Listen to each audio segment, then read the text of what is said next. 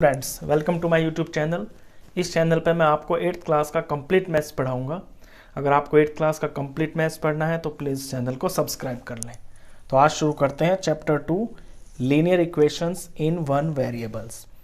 इसे समझने के लिए मैं आपको कुछ इलस्ट्रेशन से इसको समझाऊंगा कि एक्चुअली ये जो चैप्टर है इसमें इक्वेशंस और वेरिएबल्स ये किस तरह से फॉर्म होती है और कैसे इन इक्वेशंस को हम सॉल्व करते हैं। देखिए, मान लीजिए ये कोई लड़की है, इसका नाम है रिया। ये लड़का है, ये इसका भाई है, इसका नाम है रोहन। रोहन और रिया दोनों की जो एज है ना वो मिलके 15 है। ये दोनों के दोनों 15 साल के हैं मिलके। अब इसमें से रोहन की एज हमको पता है कि ये 10 साल का है और रिया की एज हमको पता नहीं है। तो आप बता सकते हैं कि रिया कितने साल की होगी। अगर दोनों मिलके 15 ईयर्स के हैं और रोहन 10 साल का है तो रिया कितने की होगी, ये तो आप उंगलियों पे ही बता पा रहे हैं। ये 5 साल की होगी रिया। मान लीजिए हमको पता नहीं है, तो जो चीज़ हमको मालूम नहीं होती है उसे हम एक वेरिएबल मान लेते हैं अपनी इक्वेशन बनाने के लिए। तो मैंने मान लिया रिया की जो एज है ना वो x साल है, तो रिया की एज प्लस रोहन की एज, और इन दोनों की एज हमें दी हुई है 15 ईयर्स। तो ये आपकी इक्वेशन बन जाती है। अब इस इक्वेशन के अंदर ये जो आपके अल्फ़ाबेट होते हैं, आप x मान ले, y मान ले, z मान ले, कुछ भी जो मानते हैं इसे बोलते हैं वेरिएबल। ये वेरिएबल होता है और ये जो निशान होता है ये आपका इक्वलिटी का निशान होता है। और लेफ्ट साइड को बोलते हैं हम LHS यानी लेफ्ट हैंड साइड, यहाँ पे इज इक्वल टू होता है। और राइट वाली साइड को बोलते हैं हम RHS यानी कि राइट हैंड साइड। तो इस तरह से ये पूरी मिलके एक इक्वेशन बन जाती है। और क्योंकि इसके अंदर एक ही वेरिएबल है तो इन्हें हम बोलते हैं linear equation in one variable. तो आप इक्वेशन तो समझ गए। अच्छा, अब ये इक्वेशन आपके पास बन गई x + 10 = 15। हमें इसका आंसर भी पता है कि रिया की एज 5 ईयर्स है। अब इसे निकालेंगे कैसे। देखिए, = का निशान हमेशा अपनी जगह पे रहता है और वेरिएबल के पास जो चीज़ होती है ना उसे हमें हटाना होता है, क्योंकि हमें तो x की वैल्यू चाहिए। तो जो कुछ भी x के पास है उसे हमें ट्रांसपोर्ट करके दूसरी तरफ ले जाना होता है। तो यहाँ पे आपका 15 है, x के पास ये जो +10 है इसे हटाना है, तो ये जब दूसरी तरफ जाएगा तो ये माइनस हो जाएगा। तो x की वैल्यू आ गई आपकी 15 - 10 यानी कि 5। और देखिए आपका 5 ही तो है रिया की एज, आपको पता भी था। तो इस तरह से ये बना आपका रूल नंबर 1। रूल आप याद रखेंगे, इसके अंदर आपके बेसिकली 5 रूल्स हैं। तो पहला रूल ये है, जब भी इक्वेशन के अंदर आपको किसी की वैल्यू निकालनी होती है वेरिएबल की, तो उसके पास जो प्लस की चीज़ होती है उसे जब हम दूसरी तरफ ले जाते हैं तो वो माइनस में हो जाती है। ये नंबर 1 रूल। चलिए नंबर 2 रूल पे चलते हैं। नंबर 2 के लिए मैं ले लेता हूँ रिया के पापा। ये रिया के पापा हो गए और ये हो गई रिया की मम्मी। मम्मी की खूबसूरती देख के आप शर्मा भी सकते हैं, तो उसके लिए आई एम वेरी सॉरी। चलिए, ये हो गई इसकी मम्मी। इनके बीच में कुछ ऐसा रिलेशन है कि जो पापा है ना वो मम्मी से 5 साल बड़े हैं, यानी कि मम्मी छोटी है, पापा 5 साल बड़े हैं। और यहाँ पे हमें मम्मी की एज पता है कि मम्मी 35 ईयर्स की है। तो पापा कितने के होंगे, आप उंगलियों पे ही बता पा रहे हैं, 40 ईयर्स के होंगे। लेकिन हमें पता नहीं है पापा कितने के हैं, तो हम पापा को x मान लेते हैं। मान लिया पापा जो है ना वो x ईयर्स के हैं। तो पापा की एज में से मम्मी की एज माइनस करेंगे तो ही इनका डिफरेंस पता चलेगा, और डिफरेंस है इनका 5 साल का। तो पापा बड़े हैं ना, तो पापा की एज में से मम्मी की एज माइनस की जाएगी। अब ये पापा ये मम्मी माइनस किया तो 5 बन गई इक्वेशन। अब हमें x की वैल्यू निकालनी है। वैसे पता है हमें, क्योंकि आसान क्वेश्चन था तो हमने बता दिया उंगलियों पे ही। अगर इक्वेशन बनती है तो बाय रूल कैसे करेंगे। x की वैल्यू हमें निकालनी है, = का निशान, x के पास जो चीज़ माइनस में है वो दूसरी तरफ जाके आपका प्लस में हो जाएगी। यहाँ पे 5 है, ये जो माइनस का 35 है इधर जाके ये प्लस हो जाएगा, ये आया 35। तो x की वैल्यू आ गई आपकी 40। पता चल गया कि पापा 40 ईयर्स के हैं। ये है आपका रूल नंबर 2। रूल 2 में क्या है कि जो चीज़ वेरिएबल के पास मूव होकर दूसरी तरफ जाती है, अगर वो माइनस में है ना, तो वो दूसरी तरफ जाके आपका प्लस बन जाती है। चलिए रूल नंबर 3 समझते हैं। अब रूल नंबर 3 के ले लेते हैं हम, कोई लड़का बना लेते हैं। ये देखिए, ये मैंने एक लड़का बनाया, इसका नाम है मोहन, और ये मोहन के पापा हैं, मिस्टर हैंडसम, टाई वाई लगा के। ये मोहन हुए और ये मोहन के पापा। अच्छा, मोहन के पापा जो हैं 40 इयर्स के हैं, ये हमें गिवन है, पापा 40 इयर्स के हैं, ये चीज़ हमें पता है। और मोहन पता नहीं है, लेकिन ये पता है कि मोहन के 4 गुने मोहन के पापा है, यानी कि 4 टाइम्स। तो मोहन की हमको एज पता नहीं है, मोहन को हमने x मान लिया, और मोहन की एज के 4 टाइम्स यानी कि 4 गुना इसके पापा हैं। मोहन के पापा मोहन से 4 गुना बड़े हैं, और ये 40 इयर्स के हैं। तो अब हमें मोहन की एज निकालनी है, तो मोहन यानी कि x निकालना है। तो x निकालने के लिए जो x के पास मल्टीप्लाई में है ना आपका, वो दूसरी तरफ जाकर डिवाइड में हो जाएगा, यानी 40 के डिवाइड में आपका 4 आ जाएगा, और इसकी एज पता चली आपको 10। तो मोहन पता चल गया, मोहन 10 साल का है। अब 10 का 4 गुना कितना होता है? 40। 10 4 ज़ा 40। तो ये रूल नंबर 3 हुआ आपका। रूल नंबर 3 कहता है कि वेरिएबल के पास अगर कोई चीज़ मल्टीप्लाई में है तो वो दूसरी तरफ जाके डिवाइड में हो जाती है। ये रूल नंबर 3। चलिए रूल नंबर 4 देखते हैं।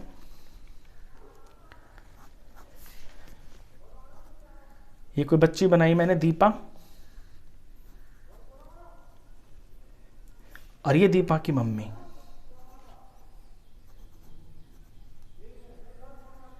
ठीक है, ये हुई दीपा की मम्मी। मम्मी की एज हमको पता नहीं है, और दीपा की एज हमको पता है कि 20 इयर्स है, और ये पता है कि जो मम्मी है ना वो दीपा से हाफ है एज में, दीपा से हाफ है एज में। तो बताइए मम्मी कितनी होंगी? सॉरी, मम्मी हाफ नहीं है, दीपा हाफ है। मम्मी से दीपा हाफ है, तो वैसी उंगलियों पे पता चल रहा है कि मम्मी 40 इयर्स की होंगी, क्योंकि 20 हाफ है तो 40 की होंगी। अब इसे इक्वेशन में कैसे बनाएंगे? देखिए, ये मम्मी है और मम्मी का हाफ है दीपा, और दीपा की एज निकालने के लिए दीपा हमें 20 दे रखी है, तो ये जो x है, x के पास ये 2 डिवाइड में है, तो जब ये दूसरी तरफ जाएगा तो मल्टीप्लाई में हो जाएगा। तो 20 2 ज़ा 40। तो पता चल गया ना कि मम्मी यानी कि x वो 40 इयर्स की है। ये आपका रूल नंबर 4 है। रूल नंबर 4 में आपको ये याद रखना है कि जब भी वेरिएबल के पास में कोई चीज़ डिवाइड में होती है तो वो दूसरी तरफ जाके आपका मल्टीप्लाई बन जाती है। लास्ट रूल है इसका एक, रूल नंबर 5। रूल नंबर 5 में बताऊंगा आपको, जब सम्स आएंगे तो उसी के अंदर मैं बताऊंगा, वहां आप ज़्यादा अच्छा समझेंगे। चलिए डायरेक्ट क्वेश्चन करते हैं आपकी एक्सरसाइज 2.1 से। बहुत सिंपल से क्वेश्चंस हैं। अगर आपको ये 4 रूल समझ में आए हैं तो एक्सरसाइज करना बिल्कुल आपके लिए बच्चों का खेल होगा। Exercise 2.1 question 1, solve the following equations. इसमें जो इक्वेशंस दे रखी है ना, इन्हें आपको सॉल्व करना है। तो पहली इक्वेशन है x - 2 = 7। अब x की वैल्यू निकालनी है। अब पहला, इसके अंदर आपका दूसरा रूल लग रहा है कि जो x के पास है -2 वो इधर जाके आपका प्लस हो जाएगा, क्योंकि हमें x की वैल्यू निकालनी है। जब भी कहता है कि सॉल्व द फॉलोइंग इक्वेशंस, तो जो भी उसके अंदर आपका x है, y है, z है या t है, आपको उसकी वैल्यू निकालनी होती है। तो यहाँ पे वेरिएबल x है तो x की वैल्यू निकालनी है। अब x के पास -2 टेंशन कर रहा है, तो -2 को हटाना पड़ेगा, हटेगा तो ये दूसरी तरफ जाके प्लस हो जाएगा। तो x की वैल्यू आ गई 9। Second equation, y + 3 = 10। y की वैल्यू निकालनी है, =10 अपनी जगह पे है। y के पास +3 टेंशन कर रहा है, +3 को हटाना है, तो ये दूसरी तरफ जाके आपका माइनस हो जाएगा। तो y की वैल्यू हो गई 7। या रूल नंबर 1 लगा ना आपका, प्लस की चीज़ माइनस हो जाती है। चलिए थर्ड क्वेश्चन देखते हैं। 6 is equal to z plus 2। अब इक्वेशन में ना आपका वेरिएबल इधर भी हो सकता है LHS में भी और RHS में भी हो सकता है, उससे आपको टेंशन लेने की ज़रूरत नहीं है। z यहाँ पे है ना, आप यहीं रखिए इसको, 6 अपनी जगह पे है। z के पास जो चीज़ टेंशन कर रही है उसे आपको मूव करना है। ये +2 है, इसको ही हटाना है, तो ये जब हट के दूसरी तरफ जाएगा तो ये यहाँ जाके माइनस हो जाएगा। तो इस तरफ तो ये z है आपका, और 6 में से 2 माइनस किया तो 4, तो z की वैल्यू आ गई आपकी 4। चलिए इक्वेशन नंबर 4 पे ध्यान देते हैं। 3/7 plus x is equal to 17/7।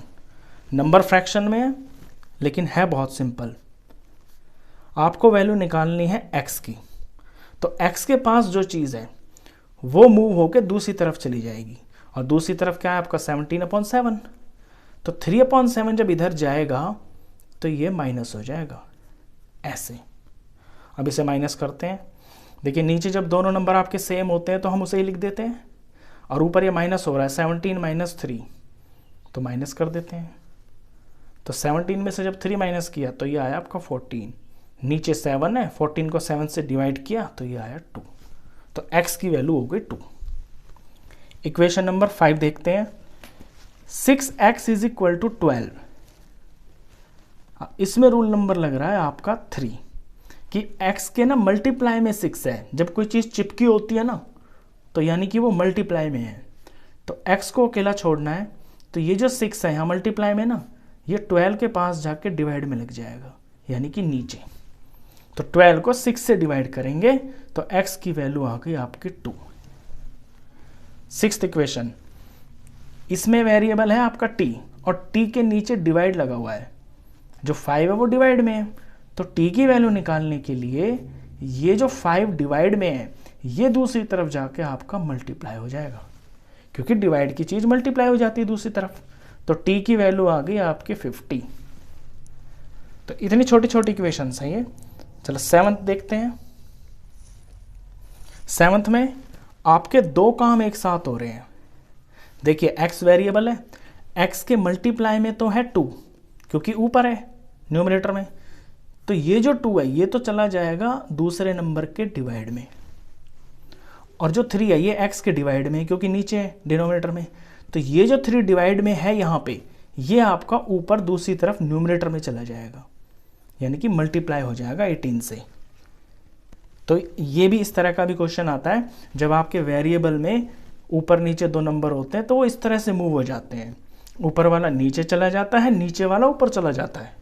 तो यहाँ से x की वैल्यू बनेगी आपकी 2 और 18 कट रहे हैं, 2 1 जार 2 9 जार 9 3 जार 27, 27 इसका आंसर। चलिए 8th क्वेश्चन देखते हैं। 8th में ये इज इक्वल टू का निशान, y जो है आपका राइट साइड में है तो राइट में ही रखिए इसको। y को टेंशन दे रहा है 1.5 और ये है डिवाइड में, तो दूसरी तरफ यानी 1.6 के पास जाके ये मल्टीप्लाई में हो जाएगा। अब इन्हें मल्टीप्लाई कर देंगे, आपका आंसर तैयार। चलिए मल्टीप्लाई करते हैं इनको। 1.6 को 15 से मल्टीप्लाई करते हैं, यानी 16 को 15 से कर देते हैं। 16 5 जार 80 और 16 1 जार 16, 0 ये 4 आएगा, ये 1 और ये 240, 240 आया। अब यहाँ पॉइंट के बाद एक नंबर, यहाँ पॉइंट के बाद एक नंबर, तो टोटल नंबर आपके 2 हो गए। जब भी मल्टीप्लाई करते हैं तो पॉइंट के बाद के नंबर्स को काउंट करते हैं, अपने फाइनल आंसर में पीछे से फिर उतने ही नंबर छोड़ के पॉइंट लगा देते हैं। तो 2 नंबर हुए ना, तो आंसर में पीछे से 2 नंबर छोड़ के पॉइंट लगा दिया, तो आंसर आया आपका 2.40, ये y की वैल्यू। चलिए 9th क्वेश्चन, 9th इक्वेशन है। अब 9th इक्वेशन में मैं सिखाऊंगा आपको रूल नंबर 5। मैंने वहाँ पेंडिंग छोड़ दिया था ना कि जब क्वेश्चंस आएंगे तो क्वेश्चंस में ही बता दूंगा आपको, यहाँ सीखोगे आप। देखिए यहाँ पे एक ही इक्वेशन में 2 फंक्शन हो रहे हैं, एक तो इसमें माइनस भी आ रहा है और एक इसमें मल्टीप्लाई भी आ रहा है। x के साथ में 7 चिपका हुआ है ना, यानी कि मल्टीप्लाई भी है। तो जब इस तरह के 2 फंक्शन होते हैं ना, तो सबसे पहले आपको प्लस माइनस की चीज़ को मूव करना होता है। यानी 7x एज इट इज लिखेंगे is equal to as it is 16 अपनी जगह पे है अकेला नंबर।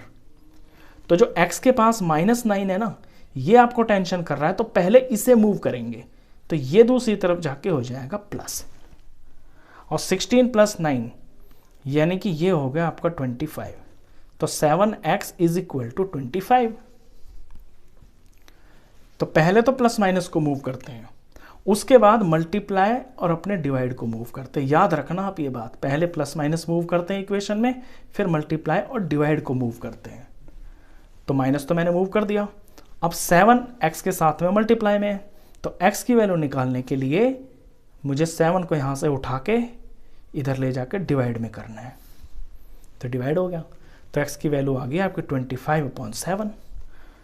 ठीक है, इसी तरह का 10th क्वेश्चन है। 10th में भी आपको बिल्कुल सेम दिख रहा होगा कि 14y - 8, तो पहले तो -8 को हटाएंगे, तो 14y रह जाएगा, इस तरफ आपका 13 है, तो -8 इधर जाके पहले प्लस हो जाएगा, तो 14y आपका बन गया, ये हो गया 21, माइनस मूव कर दिया। अब अपने मल्टीप्लाई को 14 मल्टीप्लाई में ना y के साथ में, ये इधर जाके डिवाइड हो जाएगा, और 21 और 14 दिख रहे हैं आपको, कट भी रहे हैं, 7 के टेबल से कट रहे हैं ना, तो इन्हें काट दीजिए आप। 7 3 पे आता है 21, और 7 2 पे आता है, तो कट के और छोटा आंसर आ गया आपका 3/2। ये शॉर्टेस्ट फॉर्म बोलते हैं इसको, लोवेस्ट टर्म। चलिए 11th क्वेश्चन। 11th में भी ऐसा ही हो रहा है, इस तरफ 6p और प्लस 17 है इज इक्वल टू 9। तो पहले तो ये जो 17 प्लस में है इसे आपको मूव करना है, दूसरी तरफ ले जाना है, तो 6p हो जाएगा आपका, 9 अपनी जगह पे रहेगा, ये 17 इधर जाके माइनस हो जाएगा, और ये है 9 - 17, 6p इज इक्वल टू 9 - 17। तो 6p की वैल्यू आ गई, 9 में से 17 माइनस करते हैं, जब कोई नंबर प्लस माइनस के होते हैं तो सब्ट्रैक्ट होते हैं, बड़े में से छोटा माइनस करेंगे तो ये 8 आएगा, और क्योंकि बड़े का साइन माइनस है तो माइनस का 8 आएगा। अब p की वैल्यू कितनी हो जाएगी, -8, और p के साथ में जो मल्टीप्लाई है ये इधर जाके डिवाइड हो जाएगा ऐसे, और अब ये कट भी रहे हैं, ये 2 के टेबल से कट रहे हैं, ये 2 4 पे आता है और ये 2 3 पे आता है, और क्योंकि माइनस है तो माइनस भी आपको ज़रूर लगाना है, इस तरह से। चलिए 12th क्वेश्चन देखते हैं। x/3, तो x के डिवाइड में 3 है, और फिर x के प्लस में 1 भी है। तो मैंने रूल बताया था कि पहले प्लस के और माइनस को मूव करते हैं, उसके बाद अपने डिवाइड को और फिर मल्टीप्लाई को मूव करते हैं।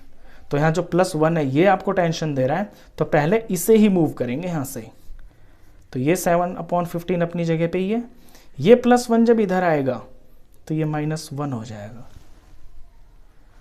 तो यहाँ x/3 की वैल्यू बनेगी। अब इसे ध्यान से देखना आप किस तरह से करते हैं।